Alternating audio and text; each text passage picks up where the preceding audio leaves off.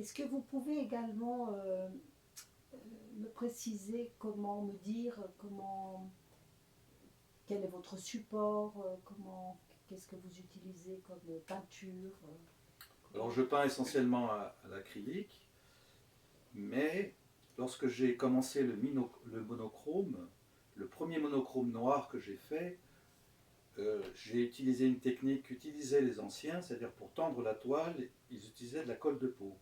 C'est une colle animale qui, qui se passe au bain-marie et qui permet de tendre la toile.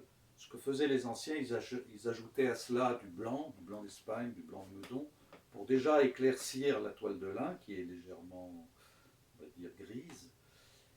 Et j'ai eu l'idée de mettre dans la colle de peau du pigment, en l'occurrence du pigment du noir d'ivoire. Et donc j'ai développé ces deux techniques, c'est-à-dire l'acrylique et puis la colle de peau pigment.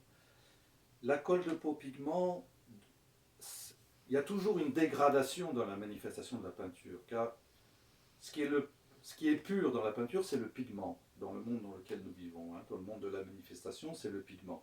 Ensuite, les anciens ont commencé à introduire un liant. Alors ça peut être de l'eau, mais il n'y a pas de, il a fallu introduire de la colle. Et c'est pour ça qu'ils n'ont pas à l'œuf, car le blanc d'œuf c'est une colle, puis de l'huile, puis l'acrylique, on utilise une colle, mais à ce moment-là, il y a une dégradation. Par contre, ce que j'ai observé, c'est qu'avec la colle de peau, la dégradation est très faible. On peut dire qu'on est très proche de la nature même du pigment, de la beauté du pigment. Le problème, c'est qu'on ne peut avoir aucun repentir, car cette peinture se passe à chaud et au maximum 2 couches. Mais ça, c'est aussi intéressant, car ça me permet de rester au plus proche du fond du tableau, car le monochrome, finalement, c'est le fond de l'œuvre. Au-delà de ce fond, il y a le mur, parce que la peinture procède toujours par recouvrement, c'est ce que j'ai découvert à un moment donné, et donc elle cache quelque chose.